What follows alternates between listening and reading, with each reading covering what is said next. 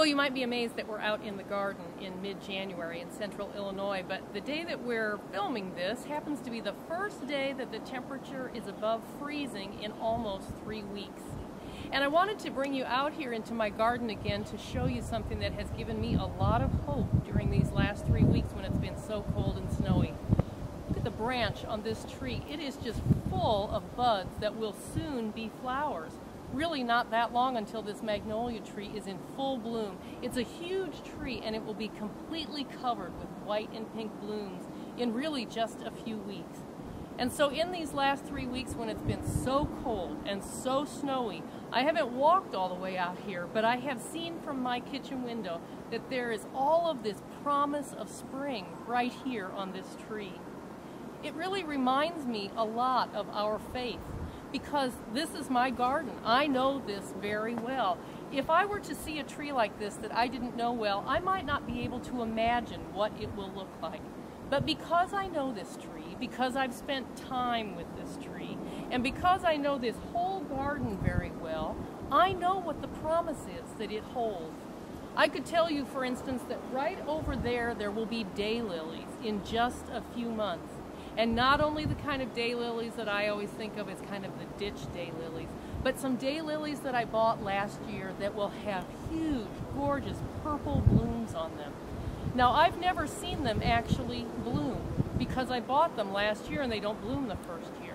But I have the hope and the promise of what they will look like because I have seen their parents. I have seen the bushes that they came from, and I know that those flowers are there. I know that further up that hill there are some iris. Again, I haven't seen them bloom in my own garden, but I've seen the plants that they came from in full bloom, and I know the hope and the promise of what will be there. Spending time in my garden helps me to know it very well and to know what will come when the winter has passed. To me, that reminds us a little bit about why we go to church and why we engage in Bible study and why we talk to our friends about our faith to strengthen our faith. Because when the time comes that is like these last few weeks of our winter, when it's cold in our spiritual lives, when it's snowy, when it's frozen, when we feel like it's dark and there is no light in sight, if we have all of that practice in worship and Bible study and prayer and talking with our friends about our faith, then we can also know the hope and the promise of our faith, just like I know the hope and the promise of my garden. Now, I also brought this out here to remind you about these publications that come into gardeners' homes at this time of year, exactly when they are needed. This is a seed catalog. It is full of pages and pages of colorful pictures of fruit and vegetables and flowers and trees.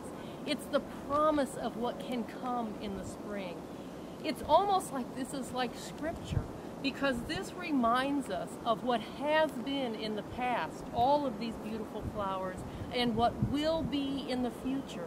And so sometimes for gardeners in the wintertime, again when it's cold and dark and they can't really be about what they want to be doing in their yards, this is almost like scripture to us in our faith, because it reminds us of the promise and the hope that we know is there.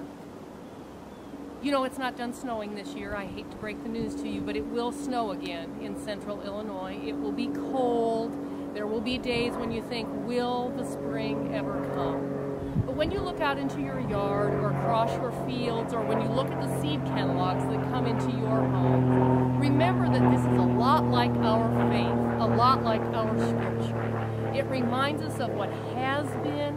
It promises us what will come. And when we practice our faith and engage with the scripture, we can have that hope and promise in Jesus Christ as well.